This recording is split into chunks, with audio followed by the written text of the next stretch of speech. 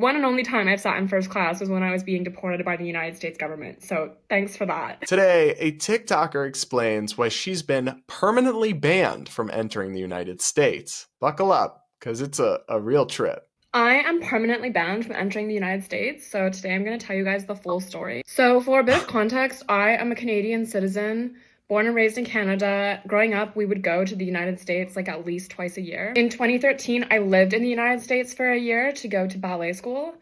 And then in 2014, I moved to Copenhagen, and in 2015, I moved to Germany. The story starts in 2016. I was working at the time as a fine art nude model, and I was hired by a Danish photographer to do a Fine road art, trip nude throughout model. Utah and Nevada to take photos for his new book that he was working on. So I decided to visit a couple other cities while I was there as well. I planned to visit Vegas, San Francisco, and Seattle after our road trip. When I arrived at my first layover in the States and I went through border control, they asked me what I did for a living and why I was visiting the States. I said I'm a model and I'm just visiting as a tourist to see some new places and visit friends. Hang on. So you lied? Because didn't you just say you were coming here to do a photo shoot, like professionally? So you went through border security to enter the United States and you lied to them. I'm not sure that's something I would recommend. And getting in trouble seems like a natural result of that, to be honest. But let's see where this goes, I guess.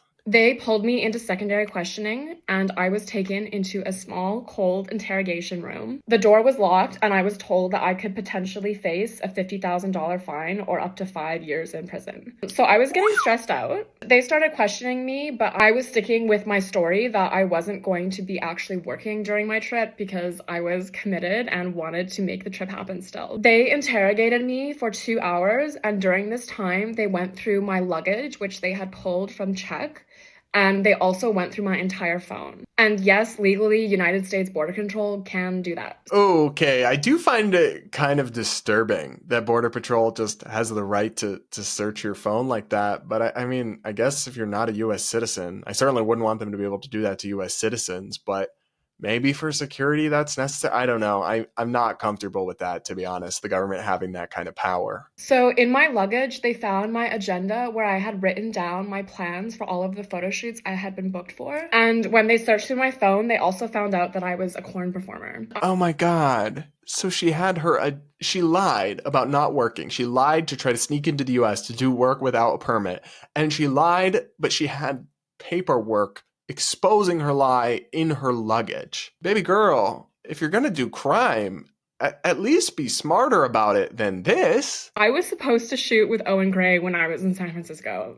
If you know, you know.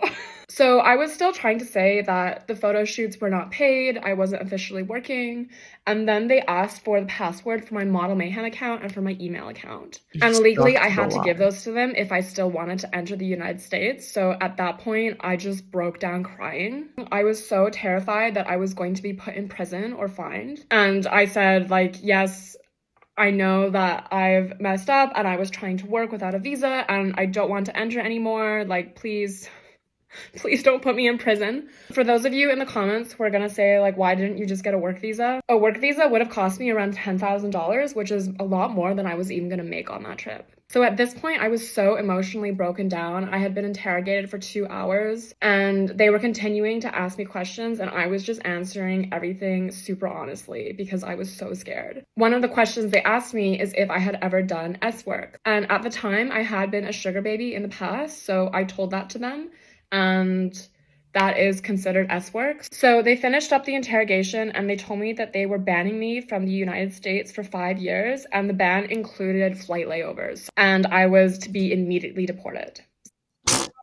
Okay, I'm sorry. I shouldn't laugh because this is like serious business. But girl, it kind of sounds like you just played stupid games and won stupid prizes. You tried to break the law and come to the US without a work permit, which I do think should be cheaper and easier to get if you're doing legitimate work, which I guess that's a whole nother can of worms, whether S work counts as that. But you tried to lie and pull a fast one on our border security, and then you got caught because you didn't do it very well, and then you got banned for 5 years. I mean, I guess I just don't know what else you expect. So now you're thinking, okay, a 5-year ban is not a permanent ban, but that part is coming. I was then escorted by 2 heavily armed guards to my flight gate, and I was not allowed to hold my own passport or my own documents. Like, they gave me printed out documents of my entire interrogation record and that I was an illegal alien and all about my deportation and ban. So when it's time to board my flight, the armed guards that I'm with hand my passport and my paperwork to the flight attendant, and they tell him,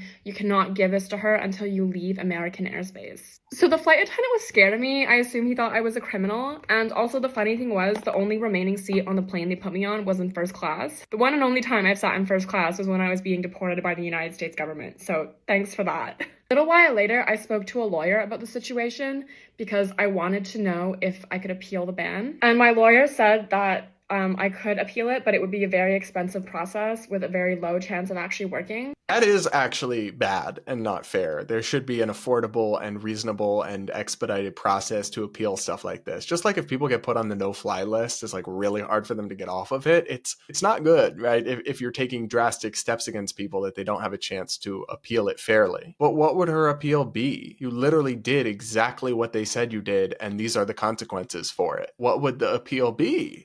I'm not getting it. And I also found out that United States border agents have the right to detain and deport you if they suspect that you have done S work at all in the last 10 years, even if you've done it in a country where it's completely legal, and even if you have no intentions of doing it in the United States. Okay, that does seem unfair to me. If you did it in a country where it's legal, why should that be held against you?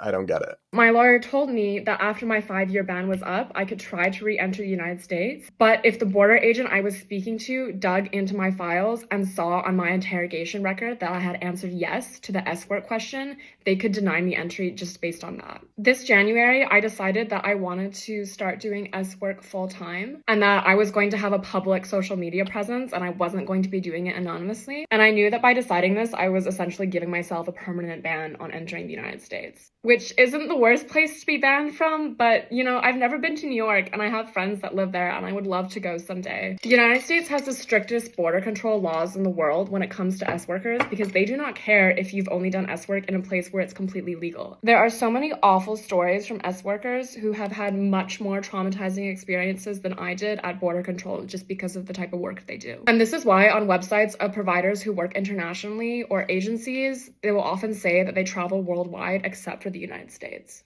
All right, guys, I think I'm going to have to enter this one under the category of around and find out. Like, I don't really think that this woman needs to be banned from the US. I personally have a pretty libertarian view towards S work, by which she means sex work, and while I don't personally approve of it, I don't think we need to be putting people in jail over it. But that said, I just have a hard time feeling sympathy for people when they do stupid things without thinking through the consequences and without even taking basic steps to avoid getting caught, and then want to talk about it as if it's this grand injustice that's been done to them because of the happenstance of their profession. Like, no, I mean, you just did something dumb and tried to break the law and get away with it and got caught. I have basically zero sympathy for her, but I don't know. Am I missing something, guys?